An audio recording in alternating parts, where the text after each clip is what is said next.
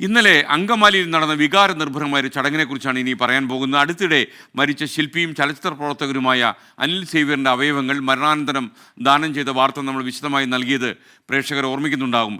ഈ മാതൃക പിന്തുടരുകയാണ് ഇപ്പോൾ അനിൽ സേവ്യറിൻ്റെ ഭാര്യയും ബന്ധുക്കളും കുറേ സുഹൃത്തുക്കളും.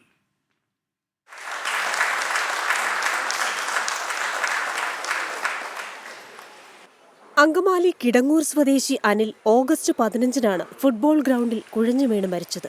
അനിലിന്റെ ആഗ്രഹപ്രകാരം മൃതദേഹം കളമശ്ശേരി മെഡിക്കൽ കോളേജിന് കൈമാറി.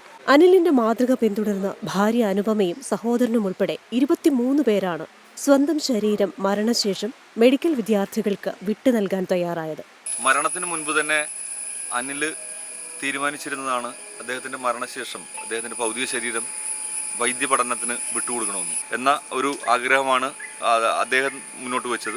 അതും ഞങ്ങളിലൂടെയും ആ ഒരു ആശയം മുന്നോട്ട് പോകണം എന്ന് കരുതി. പക്ഷേ പിന്നീട് നമ്മൾ വേദിയിലേക്ക് വരുമ്പോൾ പ്രഖ്യാപിക്കുന്ന ഒരു സമയം എത്തുമ്പോൾ ഒരു 32 പേരോളമായി അത് വലുതായി.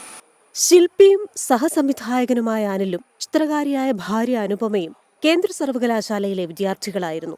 പ്രിയ സഹപാഠിയായിരുന്ന രോഹിത് വെമുലയുടെ സമര സ്മാരക ശില്പം ക്യാമ്പസിൽ നിർമ്മിച്ചത് അനിലാണ്. രോഹിത്തിന്റെ അമ്മ രാധിക വെമുല മകന്റെ ശില്പം കാണാനെത്തിയത് ദേശീയ ദൃശ്യമായി മാറി. അനിൽ സ്മരണ എന്ന പേരിൽ അങ്കമാലിയിൽ നടന്ന ചടങ്ങിൽ രാധിക വെമുലയുടെ സാന്നിധ്യം ശ്രദ്ധേയമായി.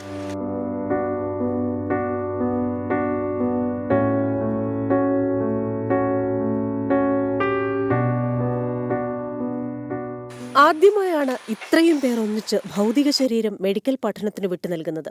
കളമശ്ശേരി മെഡിക്കൽ കോളേജ് അനാട്ടമി വിഭാഗം മേധാവി ഡോക്ടർ ഇന്ദിര സമ്മതപത്രം ഏറ്റുവാങ്ങി.